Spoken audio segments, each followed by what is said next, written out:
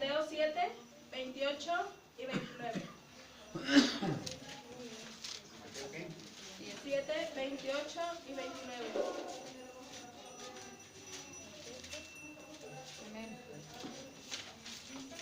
7, 28 y 29.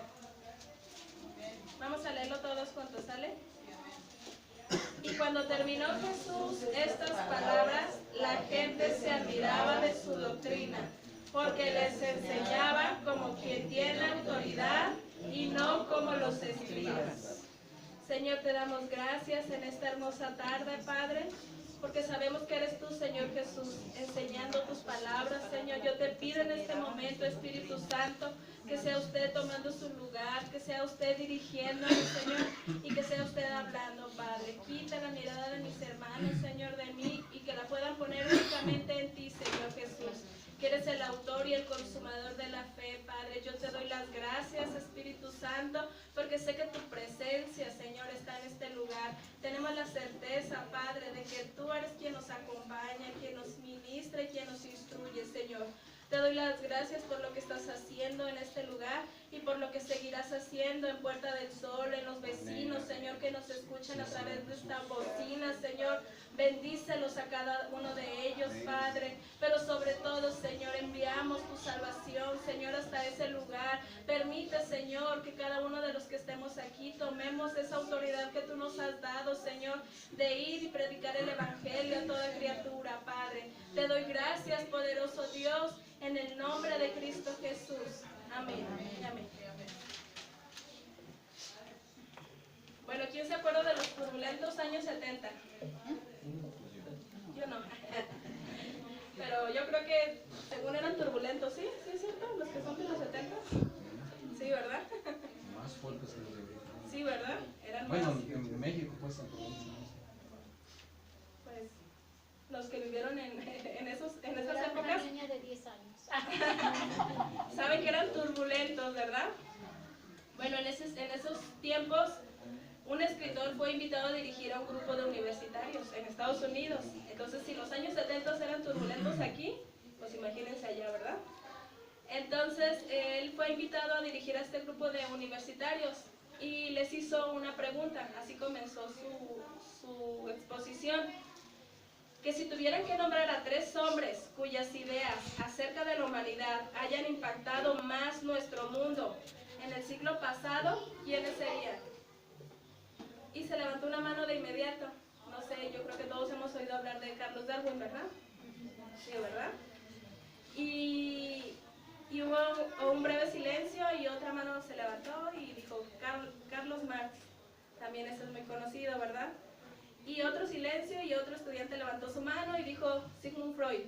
Ahorita les digo qué decía cada uno de ellos. ¿Sí? Entonces, el escritor los felicitó por sus decisiones y les hizo una segunda pregunta. Les dijo, ¿qué concepto del ser humano sostienen cada uno de estos hombres? Comencemos con Darwin. Él ¿qué observaba en el hombre o una mujer cuando lo veía? ¿Sí saben de qué hablaba Carlos Darwin? De la teoría, bueno, de la selección natural, de la evolución, de que venimos del mono. Charlie. Entonces, ¿él cómo nos veía? Como un animal, ¿verdad? ¿Sí? Un animal muy desarrollado, porque ya éramos evolucionados. Y respondió esta joven esto, y dijo, excelente, como un animal. ¿Y qué veía Carlos Marx en las personas cuando los veía? Este era un comunista, ajá, y veía en las personas un factor económico, los veía como trabajadores, ¿sí? En una sociedad capitalista, dijo un joven. Muy bien, entonces nos veía como un factor económico, ¿sí? Carlos Darwin como animales muy evolucionados, Carlos Marx como un factor económico, y antes de que él pudiera decir, ¿y Freud como quién? Contestó uno bien sabiondo, ¿verdad? Y Freud nos vio como unos niños que nunca crecimos, como unos adolescentes consentidos y malcriados, con toda clase de mañas extrañas. Así nos veía Sigmund Freud. Él es de la psicología, de ese lado, ¿sí? Entonces, sí es el padre de la psicología.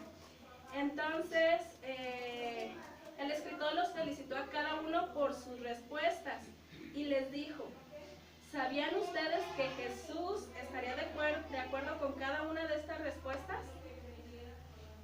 Ahora vamos a abrir nuestras Biblias en el capítulo 15 de Lucas, donde nos habla de una parábola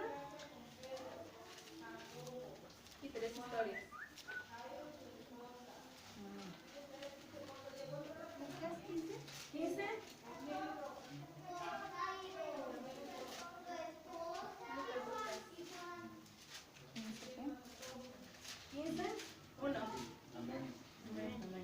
Vamos a leerlo.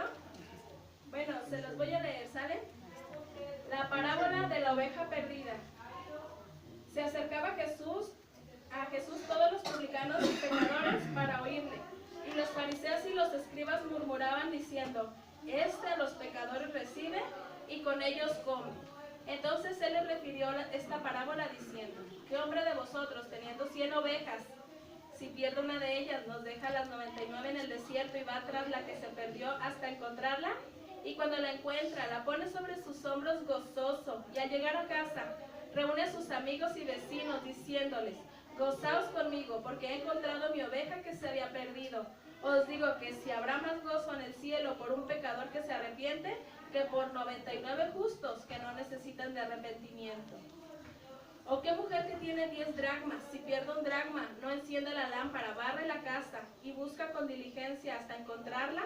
Y cuando la encuentra, reúne a sus amigas y vecinas diciendo: Gozaos conmigo, porque he encontrado la dracma que había perdido. Así os digo que hay gozo delante de los ángeles de Dios por un pecador que se arrepiente. También dijo: un hombre tenía 2 hijos, y el menor de ellos dijo a su padre: Padre, dame la parte de los bienes que me corresponde, y le repartió los bienes. No muchos días después, juntándolo todo, el hijo menor se fue lejos a una provincia apartada, y ahí desperdició sus bienes viviendo perdidamente. Y cuando todo lo hubo malgastado, vino una gran hambre en aquella provincia y comenzó a faltarle. Y fue y se arrimó a uno de los ciudadanos de aquella tierra, el cual envió a su hacienda para que se apacentasen cerdos, y deseaba llenar su vientre con algarrobas que comían los cerdos, pero nadie le daba. Y volviendo en sí dijo: ¿Cuántos jornaleros en la casa de mi padre tienen abundancia de pan, y yo aquí perezco de hambre? Me levantaré e iré a mi padre, y le diré: Padre, he pecado contra el cielo y contra ti, ya no soy digno de ser llamado tu hijo. Hazme como a uno de tus jornaleros. Y levantándose vino a su padre, y aun cuando estaba lejos, lo vio su padre y fue movido a misericordia, y corrió y se echó sobre su cuello y le besó. Y el hijo le dijo: Padre, he pecado contra el cielo y contra ti, y ya no soy digno de ser llamado tu hijo. Pero el padre dijo a sus siervos: Sacad el mejor vestido y vestidle, y poner un anillo en su mano y calzados sus pies, y traer el becerro gordo y matadlo, y comamos y hagamos fiesta. Porque mi hijo muerto era y ha revivido, se había perdido y es hallado. Y comenzaron a regocijarse. Y su hijo mayor estaba en el campo, y cuando vino y llegó cerca de la casa, oyó la música y las danzas, y llamando a uno de los criados le preguntó qué era aquello. Él le dijo: Tu hermano ha venido y tu padre ha hecho matar el becerro gordo por haberle recibido bueno y sano. Entonces se enojó y no quería entrar. Salió por tanto su padre y le rogaba que entrase, mas él respondiendo dijo al padre: He aquí tantos años te sirvo, no habiéndote desobedecido jamás, y nunca me has dado ni un cabrito para gozarme con mis amigos. Pero cuando vino tu hijo, que ha consumido tus bienes con rameras, has hecho matar para él el becerro gordo. Entonces le dijo: Hijo, tú siempre estás conmigo, y todas mis cosas son tuyas, mas era necesario hacer fiesta y regocijarnos, porque tu hermano era muerto y ha revivido, se había perdido y es hallado. ¿Verdad? Aquí podemos ver por nosotros mismos estas 3 historias. Jesús dice que somos animales, ahí está la oveja perdida. Que somos factores económicos, ahí está la moneda perdida. Y que somos hijos e hijas que queremos seguir nuestro propio camino, ahí está la del hijo pródigo. Jesús estaba siglos adelante de su tiempo, concluyó el escritor cuando les explicó, ¿verdad?, qué relación tenían estos 3 autores contemporáneos con lo que Jesucristo había dicho siglos atrás. Es aquí el parteaguas para desarrollar el tema de hoy.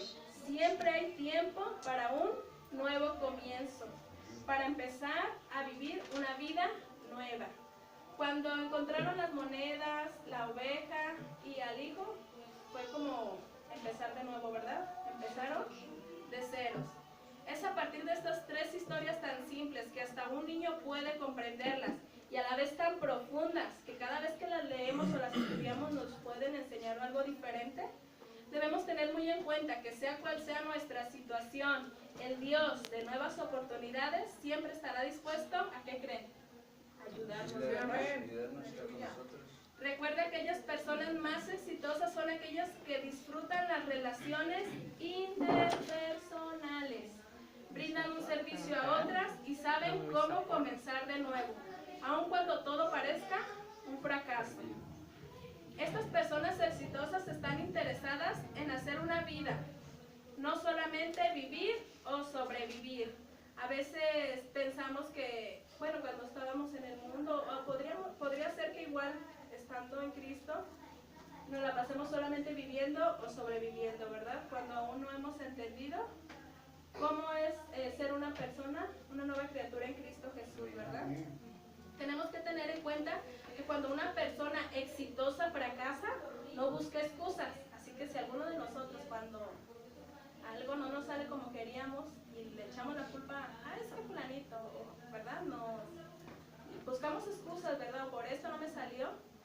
Hay que saber que eso no hace una persona exitosa. Una persona exitosa se levanta y comienza de nuevo.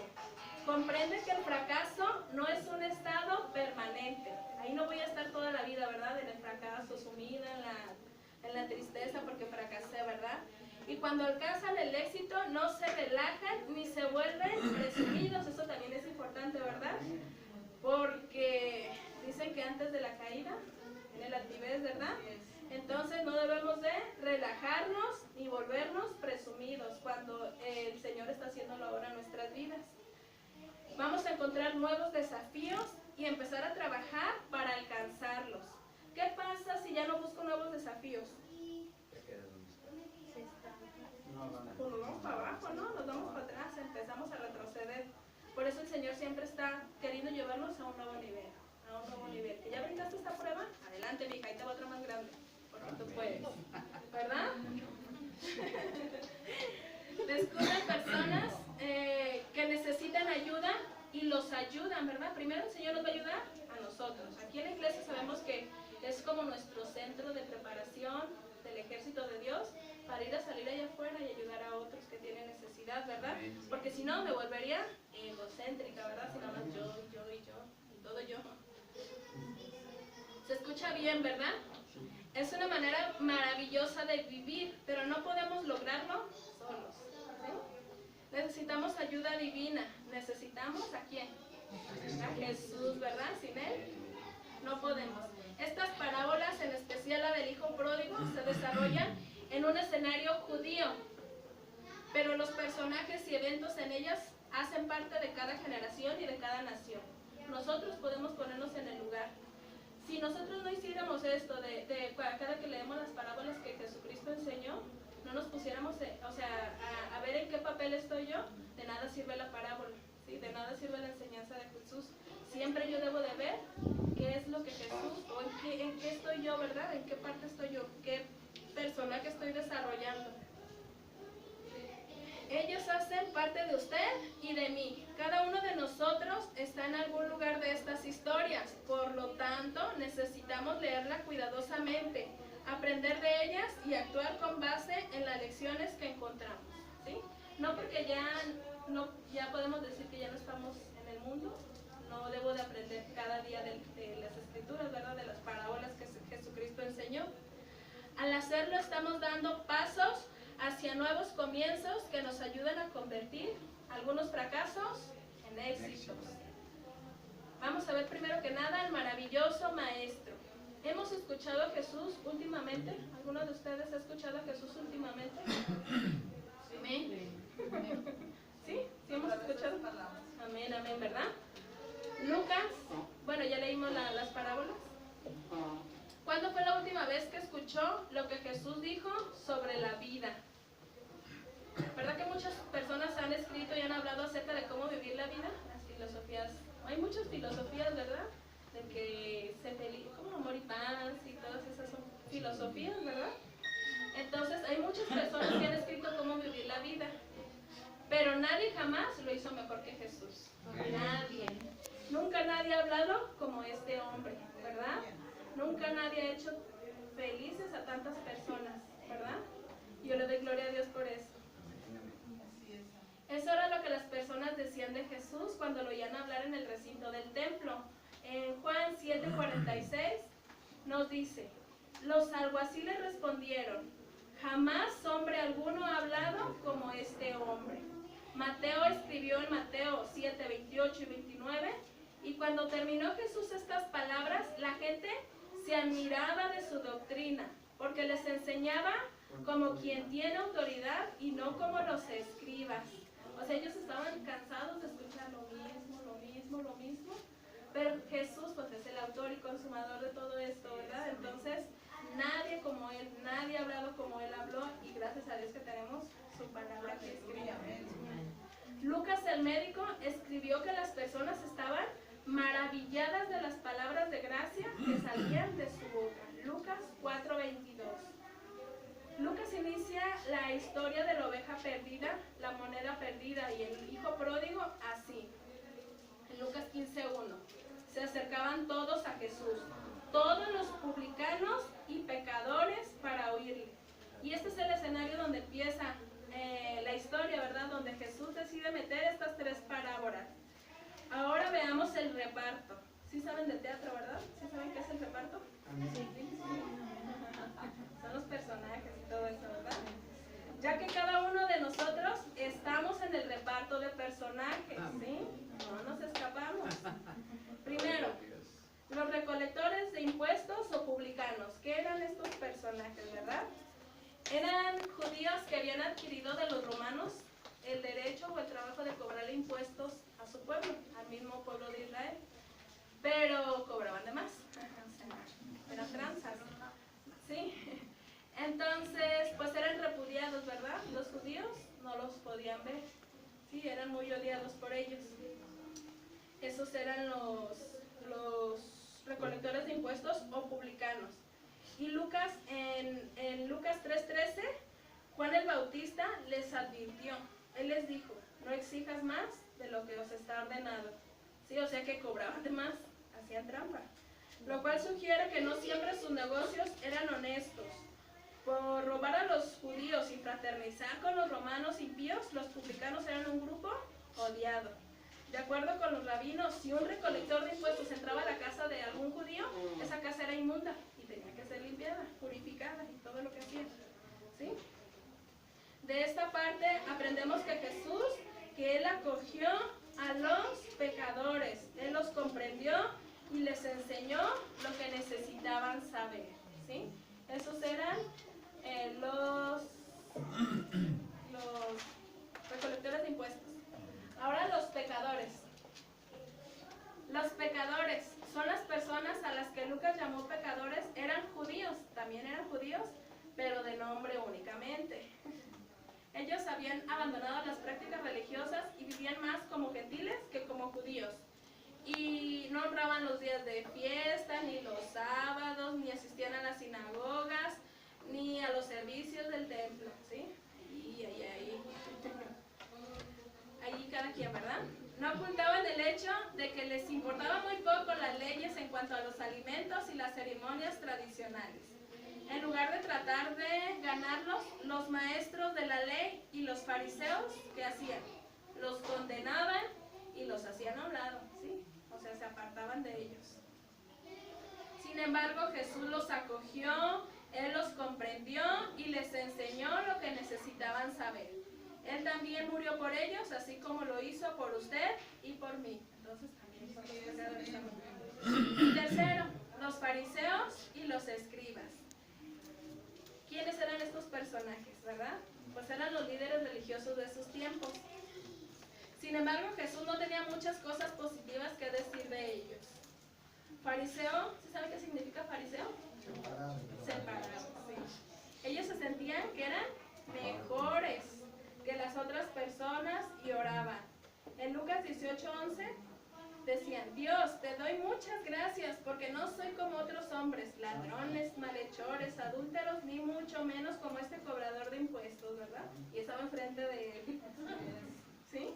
Y en Mateo 23 Jesús los llamó hipócritas, actores, y los comparó con vasos que se veían limpios por fuera, pero estaban muy sucios por dentro. Dijo que eran sepulcros blanqueados, ¿verdad? Que tenían huesos podridos por dentro, pero estaban muy tranquilos. Para Jesús estos hombres eran guías ciegos que no conocían las Escrituras y que llevaban a la gente a la perdición, ¿sí? Ellos ya habían hecho una ley de hombres, ¿sí? Ellos ya habían hecho muchísimas reglas, aparte de los mandamientos que Dios les mandó. En Mateo 23:33 Jesús fue muy claro y les dijo: serpientes, generación de víboras, ¿cómo escaparéis de la condenación del infierno? Pero Jesús condenó su egocentrismo, legalismo religioso, y la mayoría de ellos lo rechazaron. Eran egocéntricos porque querían aplicarle la ley a todo mundo, menos a ellos, ¿sí? Por eso eran legalistas, y religiosos porque creían que por cumplir ciertas apariencias ya estaban bien con las personas, trataban de estar bien con las personas, pero con Dios, ¿verdad? Había pocos fariseos que confiaron en el Señor y lo siguieron. La Biblia nos habla de dos personajes, José de Arimatea y Nicodemo, pero en su gran mayoría lo rechazaron y se opusieron a su ministerio. Sin embargo, Jesús amó a los fariseos y también murió por ellos. Líderes religiosos se escandalizaron cuando vieron un gran número de recolectores de impuestos y pecadores reunidos con Jesús, y murmuraban continuamente, ¿verdad? En Lucas 15:2, que es lo que estamos en la misma parábola, dice: y los fariseos y los escribas murmuraban diciendo: a los pecadores recibe y con ellos come. Esta es una tremenda declaración y es una de las claves de esta historia. Jesús atraía a los pecadores, ¿verdad? Gloria a Dios. Él acogía a los parias y rechazados. Y le pregunté a Fabián qué era parias y me dijo que era un indigente de este siglo, de este tiempo. ¿Sí? O sea, él acogía a esas personas. Y me puse a pensar, dije, y a veces que yo les veo y me da miedo, ¿verdad? Porque Anaís se asusta con verlos y le saco la vueltita. Dije, ay, Señor, ahí como que algo está fallando, ¿verdad? Porque él acogía a esas personas. No nada más a los que están así en sus casas bien limpiecitos y bien bañaditos y bien arregladitos. A todos. A los parias y rechazados. Y más aún se sentaba a comer con ellos. ¿Pero por qué hacía esto? ¿Ustedes se imaginan por qué lo hacía? ¿Sí saben por qué? Pues sencillo, porque los amaba. Y quería darles otra oportunidad en la vida. ¿Que ustedes creen que todos merecemos una nueva oportunidad? Sí, amén. No la merecemos, pero Dios no la da. Porque Él nos ama y por su misericordia. El ladrón no viene sino para hurtar y matar y destruir. ¿Pero qué vino Jesús? Yo he venido para que tengan vida, para que la tengan en abundancia. Juan 10:10. Gloria a Dios, ¿verdad? Jesús no atrajo a los recolectores de impuestos y pecadores supliendo sus necesidades, como muchas veces podemos pensar, ¿verdad? O entreteniéndolos, o estando de acuerdo con su estilo de vida, o comprometiendo su mensaje. No, él siempre fue muy claro. Recuerden que hace unos miércoles vimos cuál era el precio de seguir a Jesús, ¿sí se acuerdan?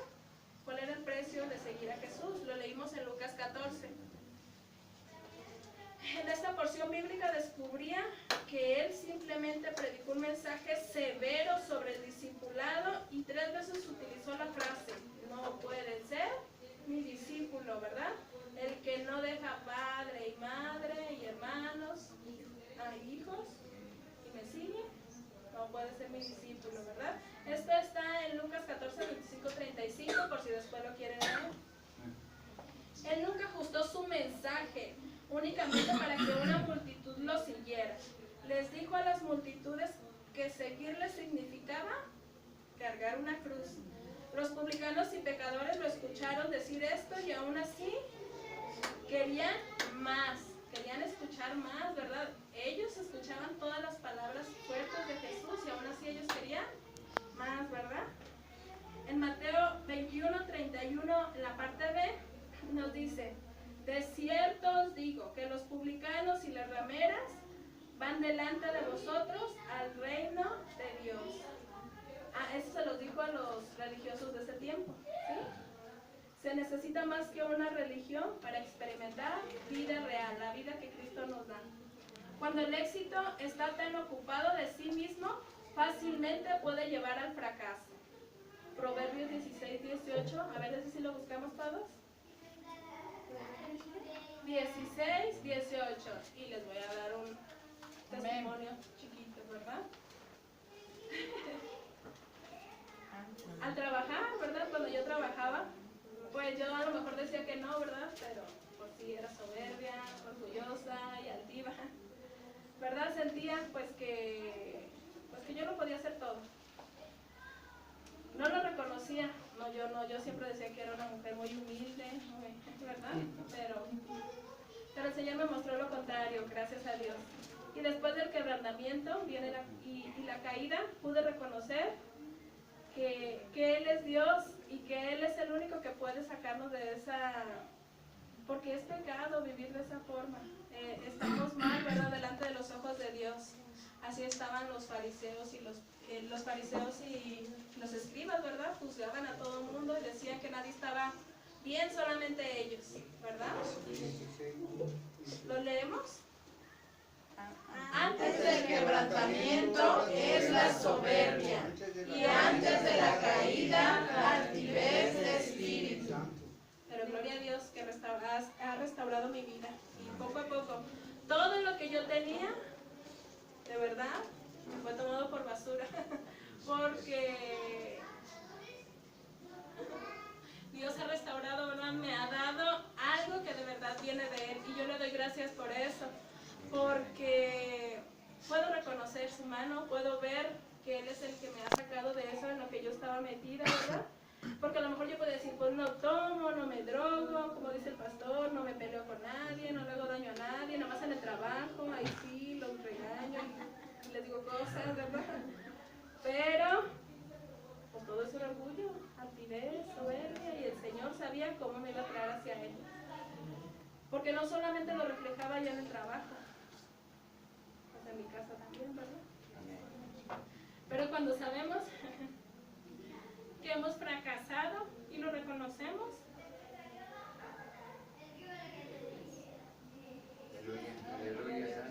estamos dando el primer paso al éxito.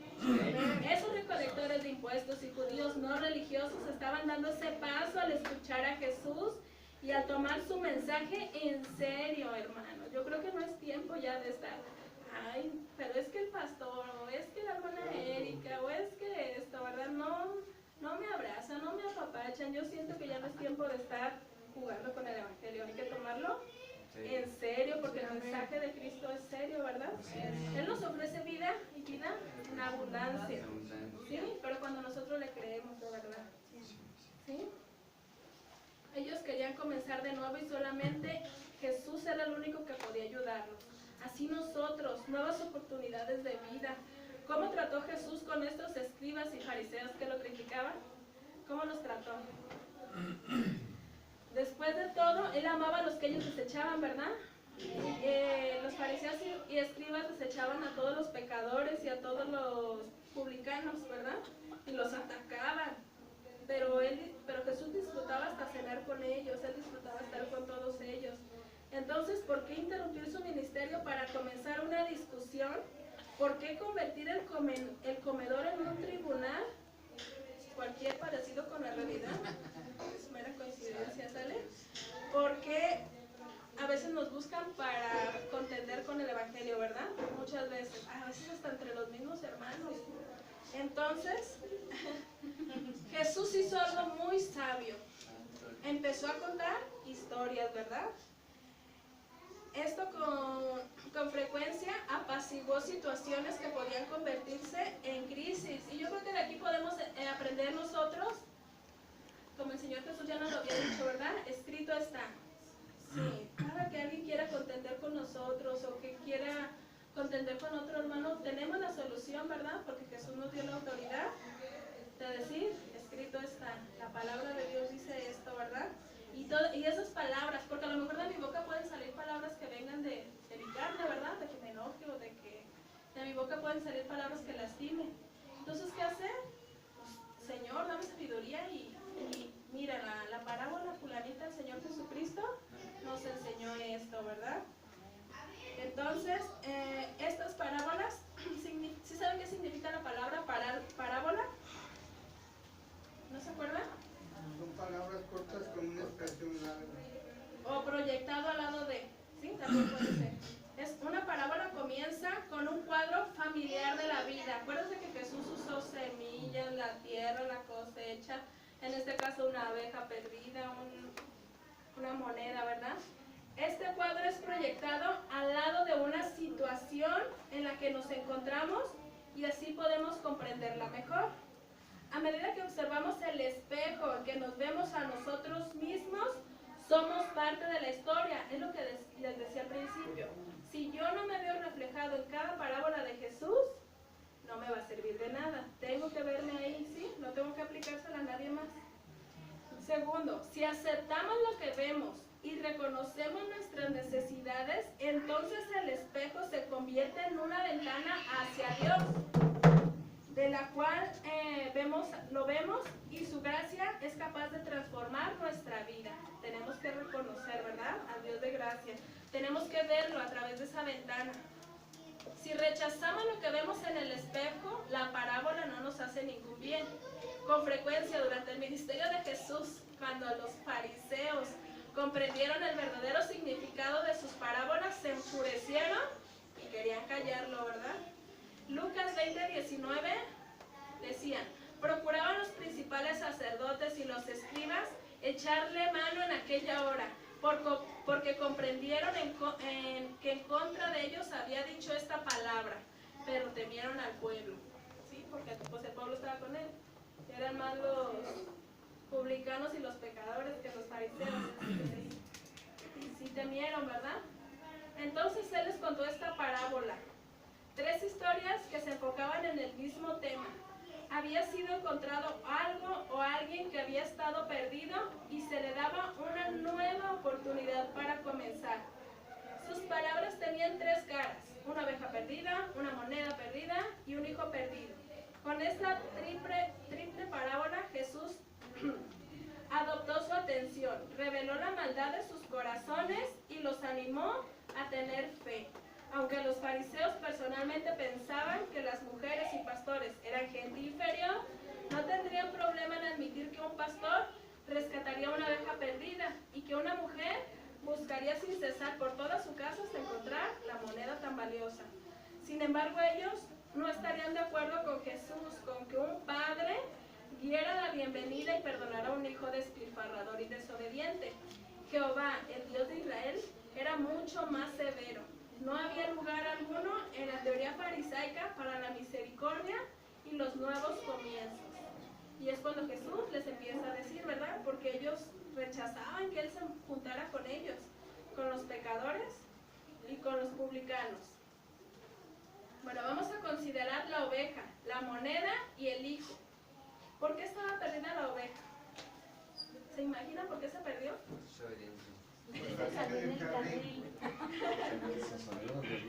Es que esa es la naturaleza de ese animal. Tiene la visión muy corta, o sea, no ven muy bien, tienen una vista pobre y no tienen una brújula. Y si ellos se voltean así para comer acaso pastito y se siguen derecho, pues se pierden, ¿sí? Ellas se pierden por distraídas, ¿sí? Muchos somos o fuimos como ellos. Isaías 53:6 nos lo dice.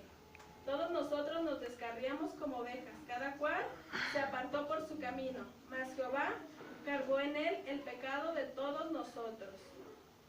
Los que se pierden van por la vida sin pensar en Dios o en su propio destino y viven perdidos en medio del fracaso porque no tienen su pastor, ¿verdad?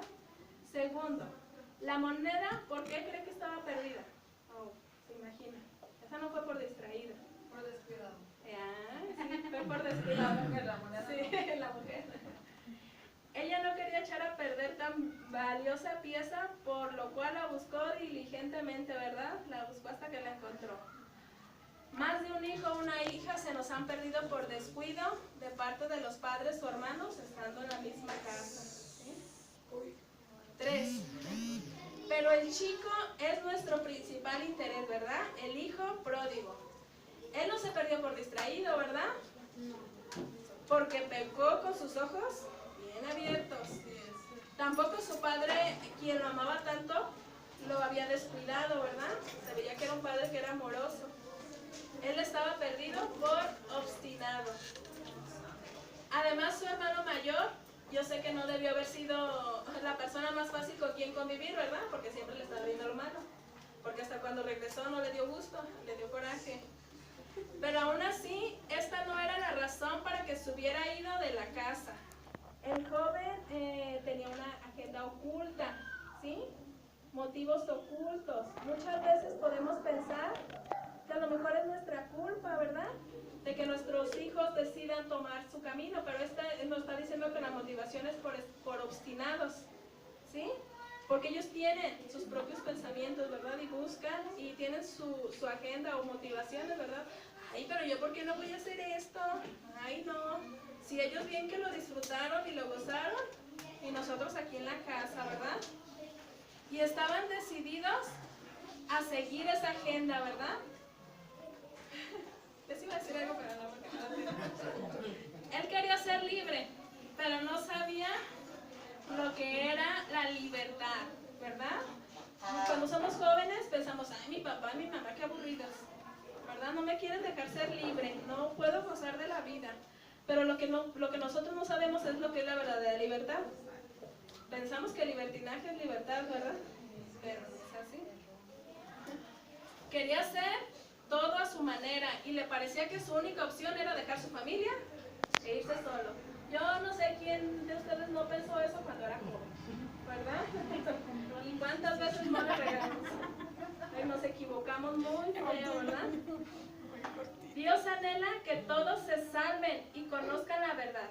Segundo de Timoteo 2:4 nos lo dice, el cual quiere que todos los hombres sean salvos y vengan al conocimiento de su verdad, de la verdadera libertad. Pero no todos están dispuestos a escucharlo o a creerlo.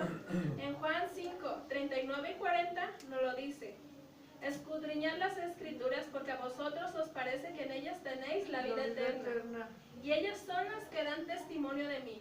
Y no queréis venir a mí para que tengáis vida. O sea, sabemos que en las escrituras está, sabemos, ¿verdad? Conocemos el poder de Dios porque hemos visto maravillas, pero no queremos, ¿verdad? A veces venir a Él para tener vida. Este es el pecado de obstinación, ¿sí? El de hijo pródigo. Pero gloria a Dios que se arrepintió, ¿verdad? En conclusión, la oveja y la moneda fueron halladas y experimentaron un nuevo comienzo y el hijo fue recibido nuevamente en su casa y fue perdonado. Gloria a Dios. Y vamos a ver la importancia o el valor. ¿Cuántas ovejas tenía el pastor? 100, tenía 100, ¿verdad? De 100, una se le perdió. De las monedas eran 10, ¿verdad? De las 10 dracmas, una se perdió. Y de los hijos eran 2. Entonces, imagínense el valor, ¿verdad? Las ovejas, si el pastor hubiera sido un pastor, ay, pues tengo 99, hay que se quede la otra, ¿verdad? ¿Quién sabe dónde anda? Yo creo que hasta ya se despeñó, yo qué sé, ¿verdad? Entonces, no lo hubiera buscado, ¿verdad? Si él hubiera sido descuidado. Y la mujer igual, digo, pues tengo 9 monedas, ¿verdad? Es una sola. Pero cuando nos vamos a 2 hijos, ¿verdad? Ustedes qué, ¿verdad? A 2 hijos nada más, el 50% de mis hijos se me fue. Para Dios, cada alma individual es preciosa, ¿verdad? El pastor buscaba a su oveja porque era valiosa para él. Porque los judíos, los pastores judíos tenían que nombrar a cada oveja, porque cada una tenía su nombre. Imagínense, si tenían 100, todas se las sabían. Y la mujer, ¿verdad?, buscaba su moneda porque era valiosa para ella. Y el padre esperaba a su hijo menor, porque es un humano hecho a la imagen de Dios, ¿verdad? Entonces, para la próxima vamos a ver qué significa estar perdido en estas 3 parábolas, ¿sale? Pues